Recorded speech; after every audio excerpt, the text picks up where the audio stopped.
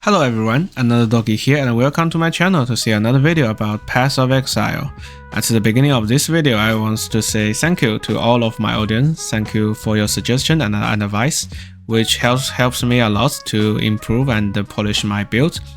I want to say thank you to especially one of my audience, Eurobang, because at the last few days what I did is just basically follow his suggestion, and I also do a little bit of change, so I will explain that.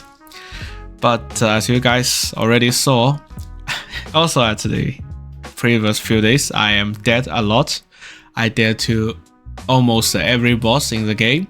At the T17 maps, I died a lot, and at some Uber bosses, I'm also died a lot. So again, Flick Strike using a two-hand weapon is not tanky build. It will not allow you to face tank most of the boss, and if you cannot leech from the enemy, if you stop attacking the enemy, you will die in less than 1 second. that's not joke. That's actually happening to me. So I also noticed there are some new players who leave comments in my video, and they also want to try Flick Strike in these leagues. But if you want any suggestion from me, my advice will simply be, well, maybe you should choose a build with shield. That will make your life more easier. The two-hand weapon, well, looks very cool, isn't it? But yeah, I end up dying a lot. And if you want to play Flick Strike Slayer, maybe you can check the POE Ninja to find some build with shield like Svalin. Or Svalin can give you the chance to block his lucky. That will hugely improve your survivability. And that shield will also become a trigger. Can trigger the elemental gems you put on the shield, which is also quite good. And if you truly want to be very, very tanky, can face tank all the bosses, maybe you should choose to be a trickster. Yeah, some people try to combine with the Flick Strike and this trickster. They doing that way and quite success. So you can also check the POE Ninja to find a lot of trickster. Right now I'm playing Flick Strike and they are stuck in energy shield. Well, that is not a cheap budget build.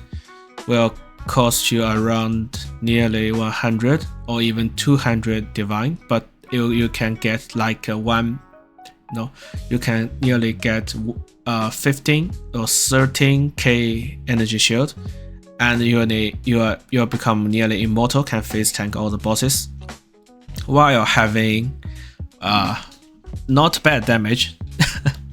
Not bad damage, because if you want to improve the damage on that build on the trickster, that will cost you not just maybe some mirror level we are talking about, but well, if you're not afraid to die, if you want to try some true man's build like this, well, the two-hand weapon Flick Strike Slayer may be your choice.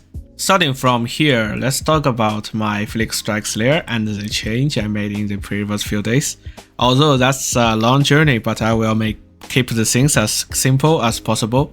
As you guys can see, my builds right now at level 98. So that's mean I have 2 level and extra 2 points. But I also already know where to put the two points. Maybe one is here and another is here. And I also do some calculation at Path of Building. So I'm considering this is my final version of Flick Strike Slayer. Although this final version dies a lot. Almost every boss can kill me. But let's check the tree. and the change I made. So first thing first, also I want to thanks to Urban. He gave me a suggestion to pick the Overwhelm rather than Impact. But as I checked the POE Ninja, the clever way to get the Overwhelm is through the Forbidden Flame and the Forbidden Flame and the Forbidden Flash. So those two unique jewels I put can give me the Overwhelm, which I have extra 2 points I put to the Headsman. Because I put the Headsman, I can kill the boss when they have a 20% HP. That actually helps me a lot because, well, as I said, this is not a tanky build. Actually, this is a build make a passive exile into some race game. The boss can kill me, but I also can kill the boss. So the only way for me to survive is to kill the boss faster than the boss kills me. After talk about the Overwhelm, let's see what kind of jewel I'm using right now. So at the last video, actually I'm using 3 basic jewel that gives me a lot of elemental resistance and chaos resistance. But if you're using 3 basic jewels, you do not have enough room to put your Forbidden Flame and Forbidden Flash. So by doing that, I actually change my jewel and my ring, and of course my hamlet, to get the enough elemental resistance by only using 1 basic jewel. But this basic jewel do not give me the immune to corrupted blood, so I also buy a new unique jewel here. Well, this cost me a lot of currency, but I'm very happy to get that. This can give me the corrupted blood immuted. So this is the only basic jewel I'm using right now. The elemental resistance is very good, and it also gives me the extra damage. But the problem now is becoming I do not have the enough chaos resistance. I have 35% chaos resistance from my flask. I don't know if you guys count that 65% into your builds. If I'm not doing that, this build will be very fragile to the chaos damage. Right now I'm only have 33 chaos resistance, and if I put the extra 3 points here, that will give me 36% chaos resistance. So 36 and 35 will allow me to reach 71. 71% is not bad if I put here. All the thing around the jewel sounds pretty complex, but it do not cost me a lot of time because the room for adjust is quite limited. The timeless jewel, you cannot drop that. The Watcher's Eye, you cannot drop that. And the Forbidden Flame and the Forbidden Flash, you must use them. At last is 1 unique jewel, you also must using this. So the only thing you can search on the tree.com is this 1 basic jewel here. So I end up getting with this. I'm pretty satisfied with that. And the next thing we're gonna talk is annoying me the most. And in the previous few days, I'm not fighting with the monster. I'm also not fighting with the boss. I'm fighting with the mana. The mana issue. The mana issue is a lot of the melee builds end up facing, and it also gives me many problems. So the number 1 problem is with how many aura should I use? So if I follow the suggestion given by the Urban, I should drop the Anger or the Wealth. These 2 aura, I should drop 1 of them. But I cannot do that because this Watcher's Eye can give me a lot of extra damage from the 2 aura. And I don't have enough currency to buy the Watcher's Eye, which are affected by the precision. So I cannot drop those 2 aura, and I try to drop the Herald of Ice, which very downside my killing speed. I cannot either drop each one of them. I cannot drop, but Urban also suggests me to gear the flesh and stone, and I have to admire this one aura increase my survivability so much, so I also cannot drop this. So I have 1, 2, 3, 4, 5 auras to use. That's not easy. So first things first, to equip the 5 aura is to search on your tree to find the reservation efficiency of the skill. I find the 20% here, and the next is the also reservation efficiency is from my Hamlet. One is from the Eaton of the World Implete, and another is from the Suffix.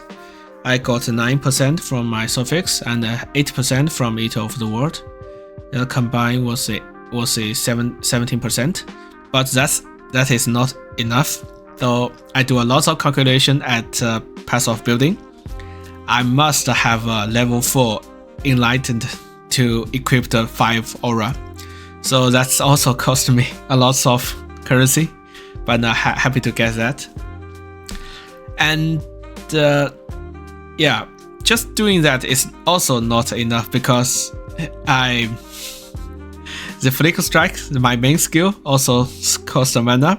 So I find a way to craft my ring. That's actually the 2 new ring, to have the open prefixed to allow me to craft the unchaining sockets, have -2 total mana cost. I using the same craft to make the Flick Strike cost no mana. And besides, the Steel Skin only costs 8 mana. The Berserker also costs 8 mana. So I dropped the more duration support. The reason, of course, is one is to have the one more sockets to have the more aura skill, and another reason is if I equip the more duration support, I don't have enough mana to use in Steel Skin. So I'm very happy to get that results. The Steel Skin and the Berserker cost mana. The Assassin Mark cost, because I put the left tab here. Yes, the left tab support here cost life. And my main skill, Flick Strike, cost no mana. That is also not bad. At the end of this video, I want to get back to the tree and tell guys where I spend most of the currency. It's the tattoo. So at the last video, I already realized the 2 small nodes I can cancel from my trees here and here. It's the chance to spread spell damage. These 2 small nodes gives me 10% chance to spread spell damage, which I can replace with tattoo. So I buy 5 tattoos of Ramako Shaman. Each of the tattoo costs me 6 divine, so 5 is 30 divine. That's not a small number of money, isn't it? So the 5 tattoos replace those 2 small nodes, and I put the 2 points. One is to the 30 maximum life, and another is here, is 16% maximum life. So by doing that, my life reached to 3.1k. That gives me more chance to survive in the boss fight. I will put the successful boss fight as the true end of this video to let you guys see this build actually can fight. Well, I died a lot, sometimes just because I'm not lucky enough, not because it's a bad build. So I also been asked how many currency I spent at the entire build and where is the fully budget. I do not do the calculation, but right now I spent over 115 divine on this build. Well, it sounds like a joke, isn't it? You spend 150 divine on one build, but it cannot handle T17s. Well, that's not the full case, because this build can run T17s as long as you be careful about the mods. You cannot run any mods with the unique boss. At some cases, the unique boss can instantly kill me. But you can run some mods that the other builds cannot run, because, well, the Slayer have by doing these nodes. Sorry, where are the nodes here? So I don't take the reflector physical damage, so I can do the reflector physical damage map, and my awakened elemental damage also, well, my physical strike also do not do elemental reflection damage. So there are some bad modes I can run. About the Uber bosses, well, I'm dying a lot, but before I use all the portal, I can survive in the boss fight. So that might be all of the content about the video. And because I have 2 extra level to leveling, it's not the end of the Phoenix Strike series. And well, maybe I can get a corrupted version of the Rakita's Dance. Or, well, I don't think I can offer that, but I might do a little bit change about the builds in the end. So let's see what else I can do. And because I'm a new player at Path of Exile and Phoenix Strike, if you have any suggestion, anything can make this build more tanky to make me survive at the boss fight, you please leave your comments. And thank you guys for watching. See you in the next one.